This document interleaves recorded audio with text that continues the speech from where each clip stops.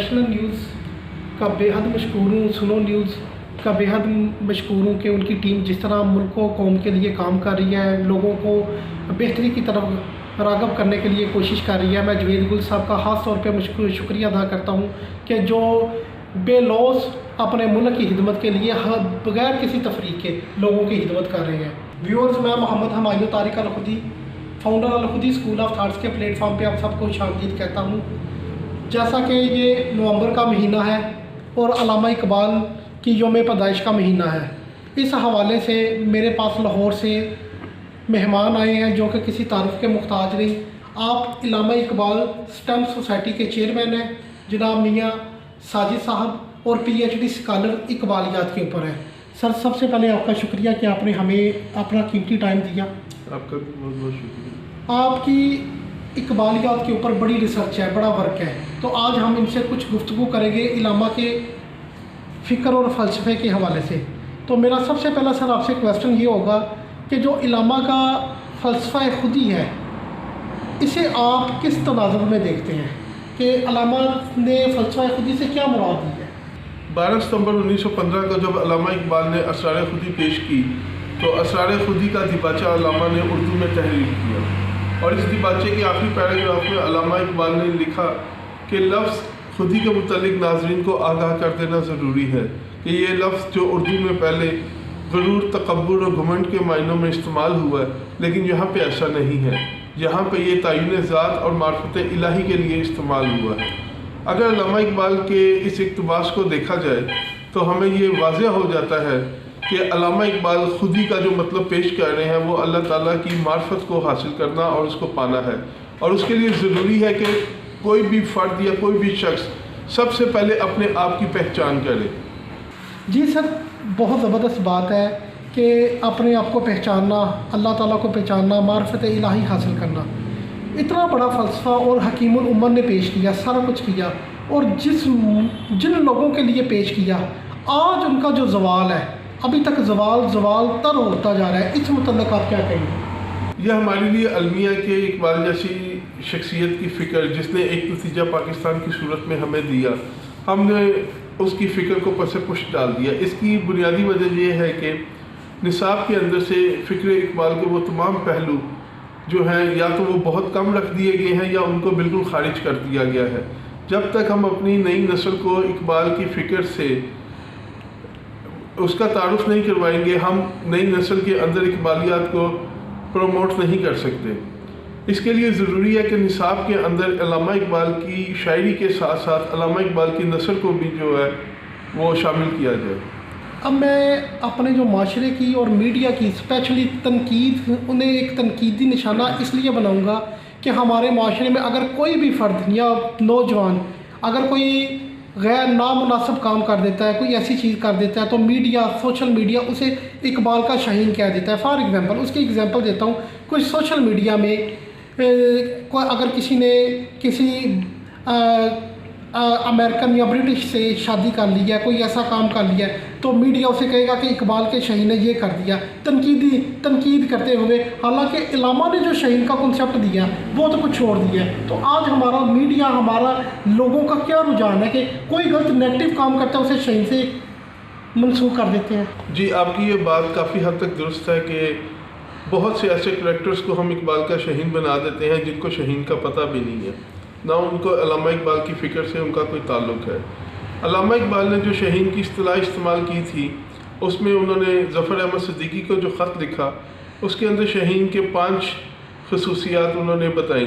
कि सबसे पहले ये है कि वो किसी और के हाथ का मारा हुआ शिकार नहीं खाता, बुलंद परवाज़ है, तेज़ निगाह है, खलवत पसंद है, और यही इकबाल ने जो खूबियाँ शाहीन की बताई, ये इस्लामी फ़क्र की खूबियाँ थी। सबसे पहले तो हमें ये देखना चाहिए क्या आज हमारी नस्ल नौ इकबाल की इस फ़िक्र पर पूरा उतरती है,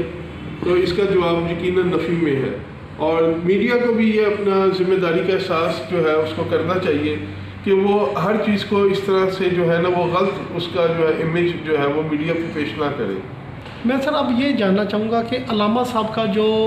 रूहानी रिश्ता मौलाना रूमी साहब के साथ था, जो ताल्लुक़ था, वो आपने ने जो स्टडी किया है اپنے الفاظ میں اسے ذرا آپ میرے ویورز کو بتا دیں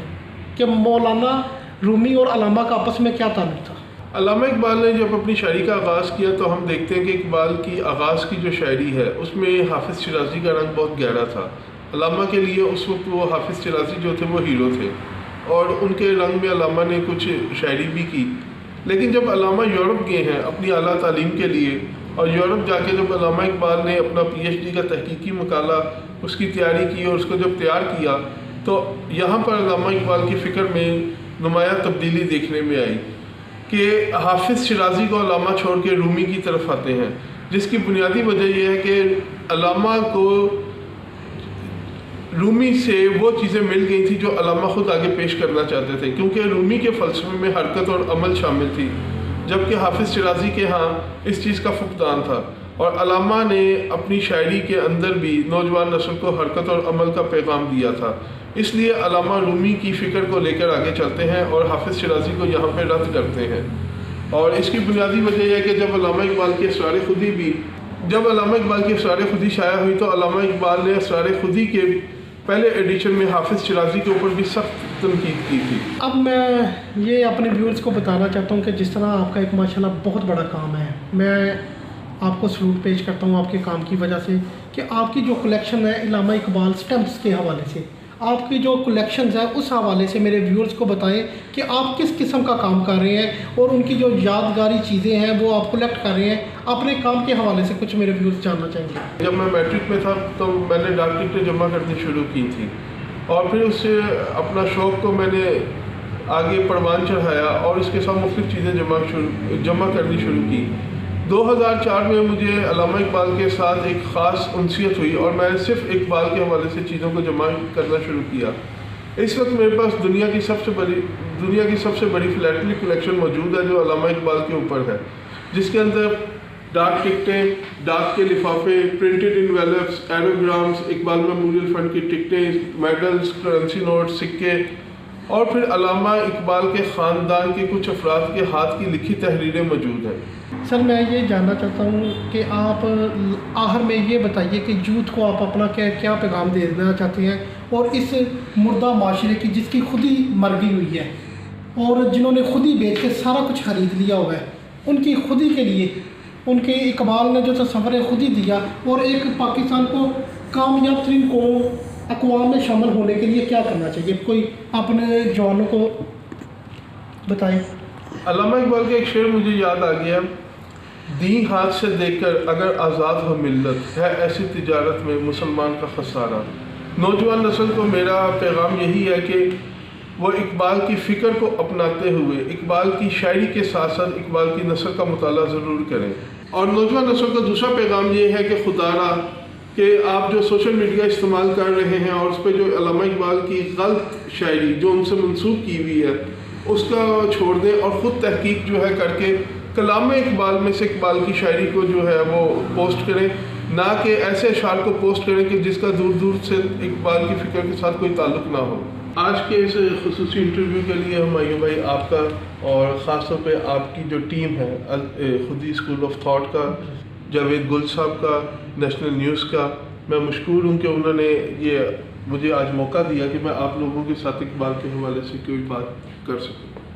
جی ویورز، یہ تھے ہمارے ساتھ میاں ساجد صاحب، لاہور سے علامہ کی محبت میں اسپیشل سیالکوٹ اور الخودی اسکول آف تھاٹس کا انہوں نے وزٹ کیا. میں ان کا بے حد مشکور ہوں کہ انہوں نے اپنا قیمتی ٹائم دیا اور اللہ تعالیٰ سے دعا گو ہوں کہ یہ اپنے سفر کو جاری و ساری رکھیں اور ملک و قوم کی خدمت کرتے رہیں. اینڈ پہ میں یہی کہوں گا، ہو میرے دم سے میرے وطن کی زینت، جس طرح پھول سے ہوتی ہے چمن کی زینت. پاکستان پائندہ باد.